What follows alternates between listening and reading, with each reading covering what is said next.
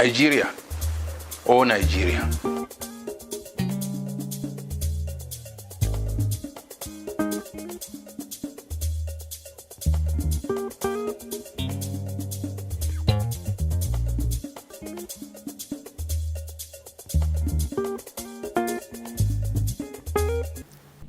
How did Buhari swing it?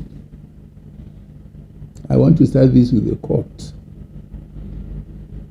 Prophet Muhammad sallallahu alaihi wasallam said, "Any man whom Allah has given the authority of ruling some people, and he does not look after them in an honest manner, will never feel even the smell of paradise." Before going to my topic, please allow me a little digression. I want to start by appealing to the federal government to please stop the charade and for the people to not take their eyes off the goalpost. Or where do you place the ongoing drama about the former central bank governor's arrest, arraignment, and rearrest? In the first place, no one told the nation why he was relieved of his post. Yet we clapped.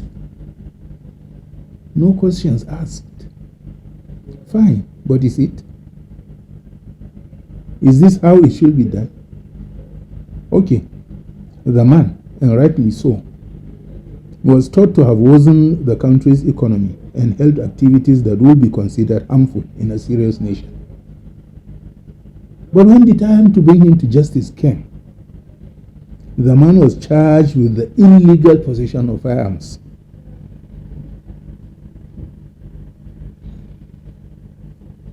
Not abuse of office, mind you. Not economic sabotage, conflict of interest, because he contested for presidency or mooted the idea, even went to court to contest for the presidency of the country while still being the governor of the central bank. Or even for the botched Naira redesign that many people thought is a scam.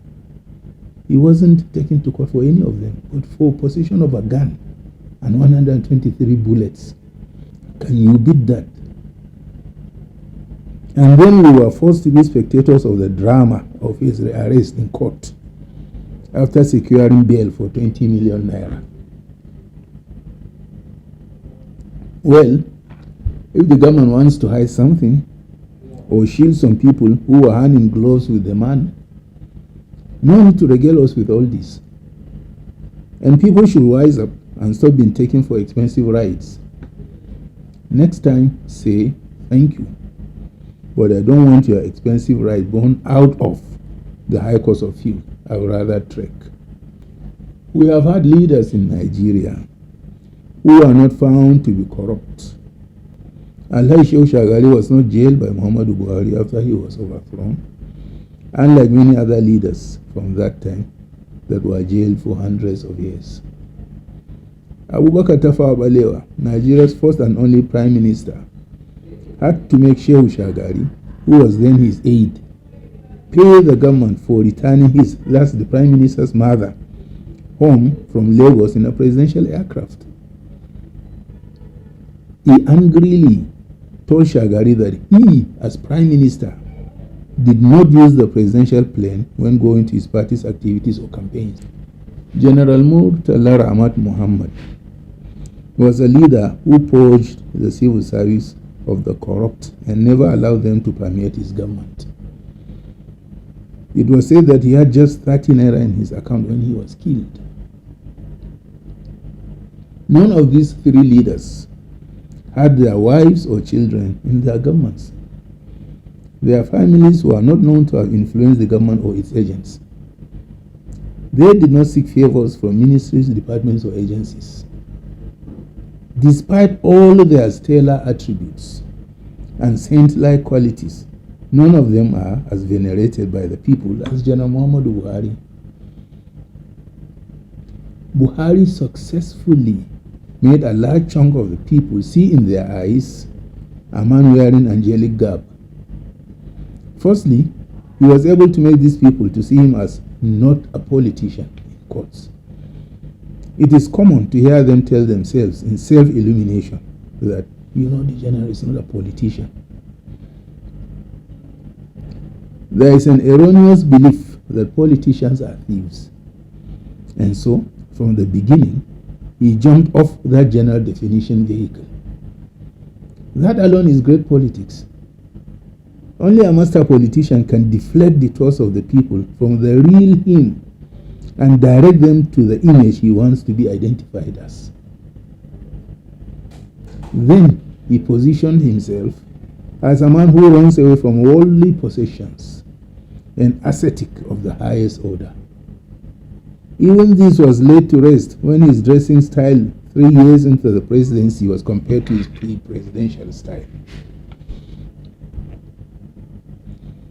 Even though under his watch, those around him filched from the Commonwealth, people still believe the man has no desire for material things.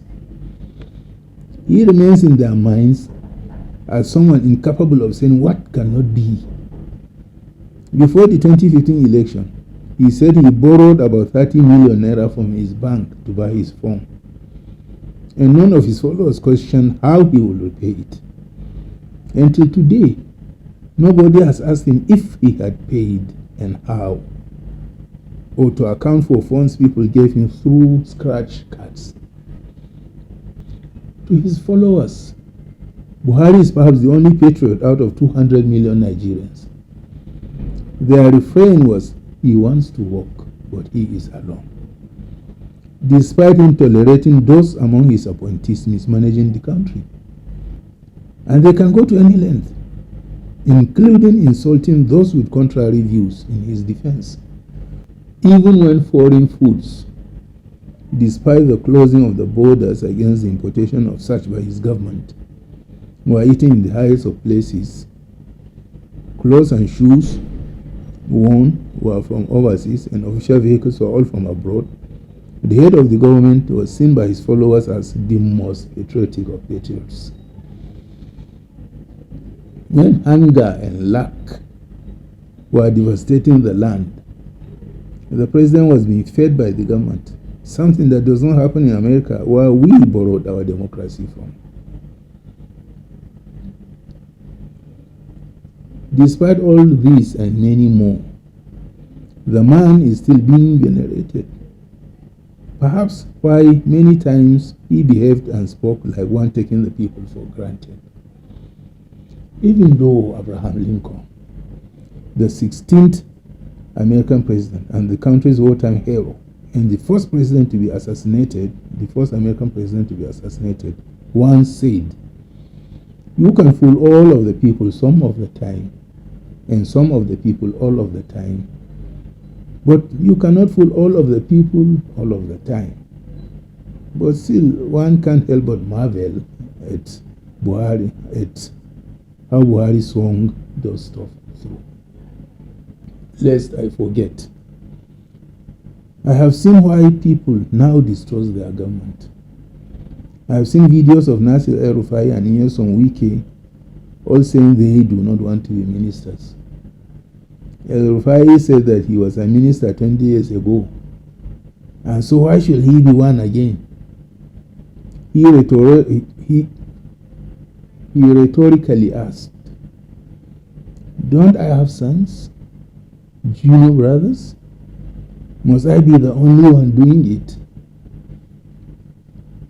He even boasted that he had trained enough people to take over from him, revealing that anyone who has no one he trained to succeed him has failed.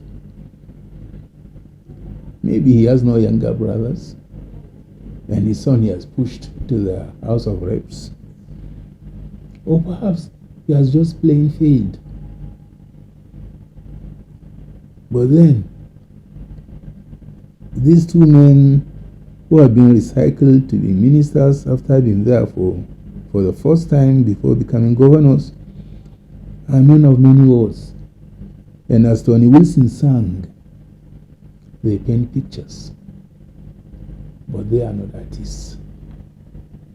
Therefore, tell me, why should those who watch those videos. Trust whatever they say again, official or personal. Apart from God is the creator of the universe. Thank you.